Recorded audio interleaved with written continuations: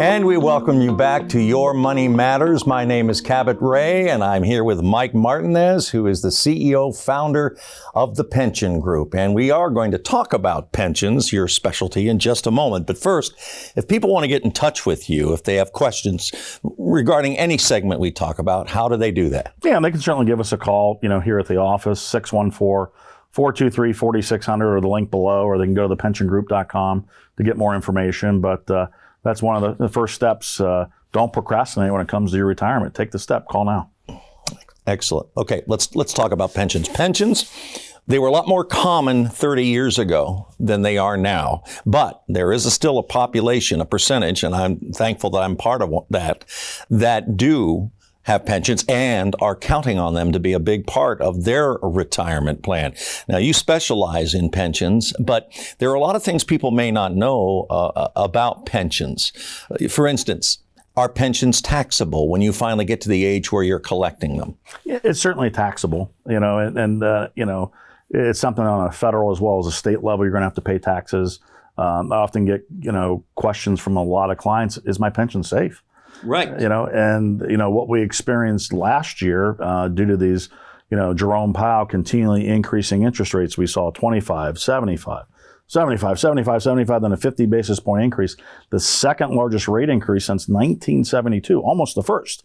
We weren't that far off. And what it ended up doing to people that had lump sum pensions, people lost significant amounts of money, and people are scratching their heads saying, how did I lose 100, 150? We had a gentleman in California lose over $400,000 of his hard-earned money because of interest rates increasing. And as interest rates continue to increase, people are going to continue to lose more and more and more. Now, the opposite holds true. If interest rates go down, like we anticipate next year, people could be making some money, but you're not going to be making up this huge loss. Yeah. I mean, people lost on average about 30% of their pension last year, and it was no fault of their own. Right. It was all because of the economy, and what Jerome Powell was trying to do was control one word: inflation, which we have had to live with as well. And we all know about the effects of inflation on the value of the dollar. But what a lot of us probably don't understand or know is the fact that interest rates going up means your payments going down. And so it's important for that reason to know when a company that you have your pension with may be changing their forecasted interest rate, right? Correct. And a lot of companies, if, you're looking at someone like Anheuser-Busch, AT&T, Coca-Cola, Nationwide Insurance, those companies here locally, 12/31's their deadline. Now, if you work at Honda, you work at Toyota, you work at Smuckers, well, you're talking March 1st as far as, a deadline. So it depends on the company. Battelle here locally, Battelle Institutes in June 1. Every corporation's a little different, but knowing that date, regardless of where you work, is the first and foremost thing you should know. Because literally, if you work literally one day too long, right, could mean a difference of $100,000 or more that you're either making or losing in your lump sum pension. Simply because the rates have bumped up, and it doesn't take much of a bump up to see a significant decrease in that payout. And so you need to know what date that is for your company when they then reevaluate interest rates. That really, like you say, is important. And perhaps then that affects your decision to retire if you want a lump sum, and to do that ahead of that projected rate increase, particularly as you look at the economy now. They're going up. They've been going up, and they seem to still be going up. So you need to take that into consideration. Yeah, but on the flip side, we had a situation with a client back in 2019, and I've been doing this for 25 years, Cabot. And one of my clients was working with a wirehouse guy. I won't mention the name of the firm, well known if I mentioned it. And long story short, this young advisor basically told him to just retire in December. Retire in December, retire in December. Well, we already knew, because we track these rates. This is what we do. This is our specialty, regardless of the employer. Right. And we said, look, based off the way the rates are going, you can still retire in December, but we're not going to execute your pension until 4/1 of the following year. April. Yep. Well, April 1st. And he made an extra $68,000 in his lump sum pension. See, that's working with someone that, one, understands pensions. Right. And from a fiduciary standpoint, that's one of the most important things. You don't just tell a client to retire just to get them to become a client. you do what's in their best interest. Right. And Either way, that client, making that extra $68,000 meant the world to him. And I can assure you, his wife was happy. And I bet that you've gotten a referral or two out of that particular situation. So, Certainly.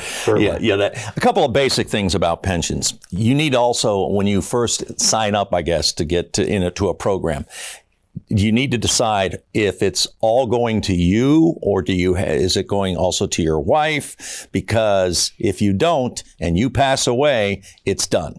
Yeah. Well, that's if you take the pension from the company. Right. There's two ways of looking at it. I can take a pension, the actual monthly payment going in the mailbox every month, right, or your checking account, however you want to look at it, or you take this opportunity to do a lump sum. But let's talk about taking a pension payment from a company. Yeah. When people work 20, 30, I've had the opportunity to retire at least a dozen people with 40 years from various companies.